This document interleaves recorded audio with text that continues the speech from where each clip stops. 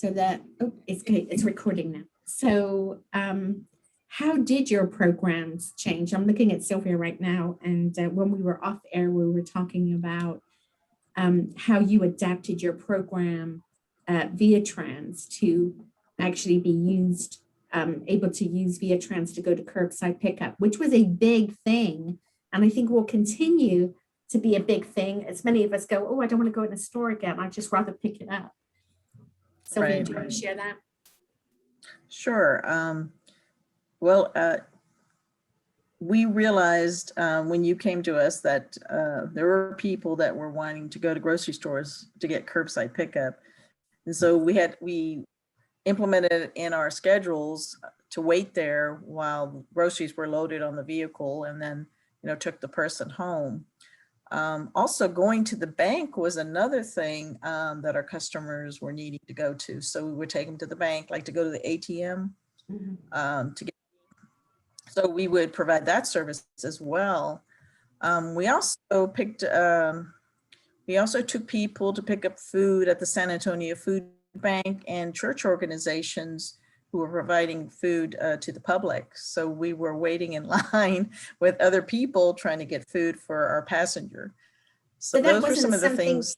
That wasn't something you were doing prior to. This was as a direct result of the pandemic. Right. So are they still able to do that now? Well, there's not that many, I guess, organizations that are doing that anymore. We would still do it if they needed it, but we see less and less of that.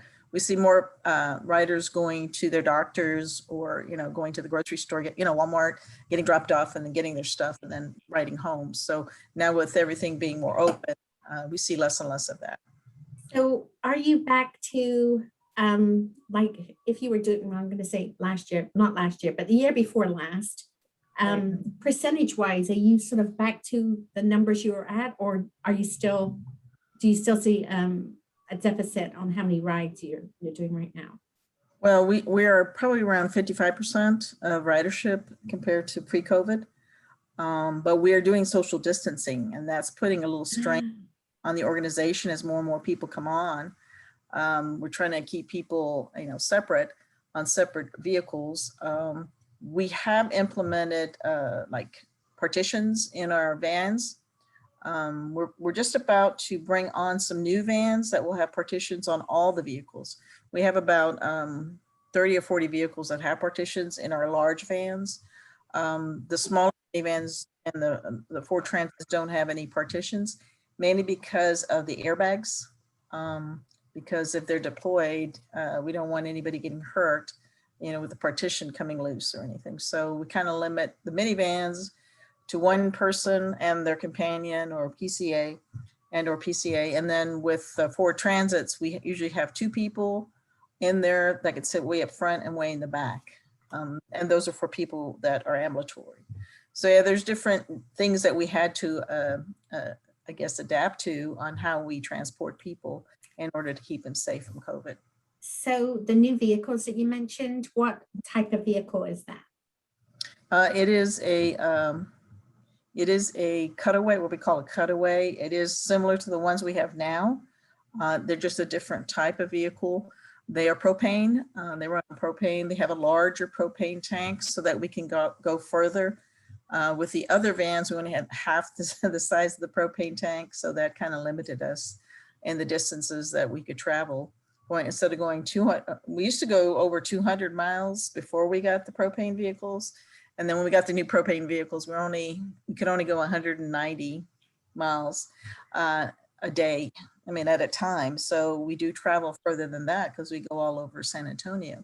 So these new vans have larger fuel capacity, so we are able to stay out on the road longer. That way we can accommodate our peaks, because we have two peaks. I don't know if you're aware of this.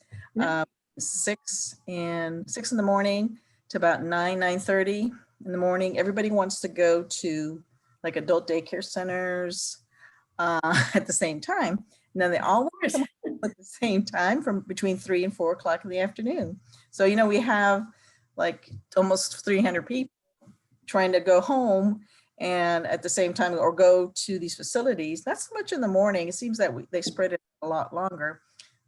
So that helps us. But, you know, when you have so many people trying to go at the same time, it is a challenge for us. And so we try to suggest that people go on ride our service at non-peak times. So yeah, it's going to be a challenge if everybody comes back with social distancing. We're going to have to figure out, you know, we can probably 1 or 2 riders to the large vans, but the minivans, we just right now only have 1 person on the vehicle, plus if they have a companion or a PCA. Sophia, thanks for sharing. Let's move on to Frankie with Presa Community Center and the Transportation Coalition over there with the providers that you have, the community transportation providers. So Frankie, share a little bit about what went on last year and how you've adapted. Well, much like what Sylvia and, you know, what the group did at VIA, I think it kind of, we adapted in every department in the center. So of course, our older adults weren't at the center. We did have almost a complete shutdown for our youth program, except for, well, for a portion of the time, we had about 45 of the youth that were attending either after school or in the summer, you know, when things were open. And then throughout this school year, we have had about 25 youth that are attending the center and using the internet for their distance learning. So they're using computers and our internet access from the community center. In terms of transportation, you know, we started taking people for their curbside grocery pickups. Pretty efficient, actually, if you think about it in terms of scheduling. You know, you're waiting there, you know exactly almost about how long the visit was going to be. Although I think the waits have been longer since more people have been going for the curbside. So we're still providing those curbside pickup services. We had, of course, an explosion in our emergency food pantry of people wanting to or needing to access the emergency food pantry service. And rather than doing that on a, before we would limit it to 2 times per year. And so people would have to use the service from another nonprofit in order to, I guess, preserve the amount of pantry goods that we purchase during any given time. We were able to secure some emergency resources and just really stocked up. We used a lot of different areas of the center to store for products for the emergency food pantry. And so some days we were seeing like 170 individuals or family representatives a day. And prior to COVID, we had been serving maybe 1,000 people per month or individual family representatives. So it just exploded. And we also reduce or I guess increase the number of visits that people could do to up to twice a month. So there was some duplication of families coming, you know, during I guess the busiest times or the worst times over the past year, and it slowed down some, but we're still seeing the higher numbers. In terms of transportation of rides that we're providing, we were down to, you know, maybe a few per route per week. So we have 5 nonprofits, and in total, most days we have 9 or 10 buses on the road. And so, you know, providing 20 to 30 rides a day on the load, you know, the lowest times, I guess. And we're I think maybe about 80% of our pre-COVID requests now. So some days all the buses aren't on the road just for efficiency. We do a round robin if we have to take a bus off the road due to cancellations or what have you. but we're not to the point of turning down reservations at the moment. So we still have capacity to serve more and get more people to where they need to be, and also to be able to provide those extra hours for our drivers and everything. So it was really, it was a deep impact for our drivers because they weren't working, as well as our riders who weren't allowed to get out. And so we're still kind of, I guess, responding to some of those things that we've discovered, the conversations with people, a lot of loss over the last year, working with people with disabilities and the older adult community. We had family members that passed away. We had people who we knew, that were regular riders that passed away or moved to different circumstances.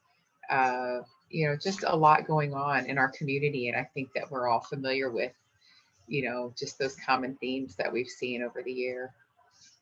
Now, Frankie, I think now's a good time to share what's going on at Salsa. You and I and Melanie work very hard every week on transportation, housing, caregiver support. And we actually, this afternoon, we had a visit with someone who was doing a one call, one click in a different state. Do you want to share where we're at with the one call, one click with Sylvia? Well, a lot of exciting things going on with Salsa and our efforts to bring a one call, one click to San Antonio. As you know, we did a lot of research on what other cities have done that has been successful, or as we were learning today, not, I guess, as robustly received. But what we're doing as our coalition with our partners at VIA, our nonprofit providers, all of our Salsa membership, doing the collective impact work over the year, we're getting to the point of about to publish an RFP to have a consultant come in and help us determine a path, what we would need to put in place to begin implementing and hiring and, putting those pieces together for a one call, one click. What would be the ideal location to house that? And Pressa has stepped up and been in the forefront and said that we will house that, because we're doing, I guess you could say, a mini version of that as the facilitators for our nonprofit partners. So, of the partners at the table and the stakeholders at the table, that has emerged from the conversation, which we're really excited about. We had also a paper published about the barriers and solutions to transportation in our region. So looking at Bexar County and the surrounding areas in particular, and came up with, a lot of the things that people in transportation have been familiar with, but to have those things enumerated along with the solutions and looking at all of the different studies and compiling everything to bring out the best and I guess most probable solutions that we can implement. So that's been really exciting. We have begun identifying possible platforms for the one call, one click for the software that might be utilized, if we do an open access or if we have to purchase the software. I think an open access would be most affordable, but then there's pros and cons to, all the different things that we could do. We would love to partner with VIA more closely and potentially, wouldn't it be awesome with our small number of database and with the huge capacity that you have, to be able to partner and using that very expensive and robust software that you have in place. Maybe if there's some way that we could do a partnership and use your services that are already existing. And that's what they do when we were looking at researching different one call, one clicks across the nation. That's the model, Frankie, we saw in Portland, Oregon, where the one call, one click was greatly supported by their not just paratransit, well, it was paratransit, The their Metro. paratransit group, because it saved the community so much money because these rides were distributed throughout the community transportation providers too. So it just made sense. And that's why I guess we've been hanging around this idea since when, Frankie? 2017? Yes, it's been, we've been working in the specific work group in salsa for about 5 years now, and really kind of distilled that idea probably a good 3.5, 4 years into the process, just looking at, best practices and finding out where we could be more efficient in providing the gap services for our target audience. It just seems like the most reasonable approach. And so we've begun compiling um, the application process. Compiling might not be the right word, but we've been consolidating in our application process. So we took VIA's application, which is, I guess, the most robust application, but also those applications from all of our nonprofit providers, and including some of those things that those agencies need to be able to report back to their funders, and developing a common app. So if someone calls to PRESA for service, we could potentially do the intake, even if they're a VIA trans rider, if they're eligible, we could do the intake and serve that client and then refer that to VIA or to the other nonprofit partner that's in the coalition. And so therefore just eliminating the stress and confusion, and yes, and just, the frustration of having to call place after place and not feel like that you have a solution. So to be more efficient for the community, for the people that need the rides, and people are dealing with so much already, not knowing who to call or who to get started with. And so if that's one thing that we can remove off their plate. The other thing that's going to help us with is helping us understand our demographics of the people that we're serving, where our assets are in the community. We've been inviting any other nonprofit or any agency that has a vehicle to join with us, and so we can begin to map our community assets and find out where those are. And I think we've come a good stride in solidifying partnerships. And we also applied for some national resources in support of the One Call, One Click Center. We were not successful in being awarded the resources, but we got some great feedback, and we put together a huge group of interested stakeholders and relevant stakeholders that was very strong, that is still active. And I think based on the feedback that we received from the funder, we clearly have a really strong argument, and we have an excellent written piece that we can use to apply for other resources. So we're well positioned to serve the growing needs as we get some of the tools in place with our software and bringing partners in and raising awareness about what we have to offer. I think what I've learned through my transportation years has been the real need. And even talking to the other town in Florida today, what I learned was no one entity can solve the transportation problem for people with disabilities and older adults. It has to have that collaborative where we all come together and go, what's in the best interest of the community? How can we back each other up? How can we support each other? How can we be the most efficient we can be for the people we serve? So the state that we spoke to today, the town in Florida, it didn't have what we had. And that was the community resource people up front and present and saying, yes, I'll run with that. They had nobody standing up. It was almost like the transit organization was just there, flat, not three-dimensional, where here VIA is three-dimensional.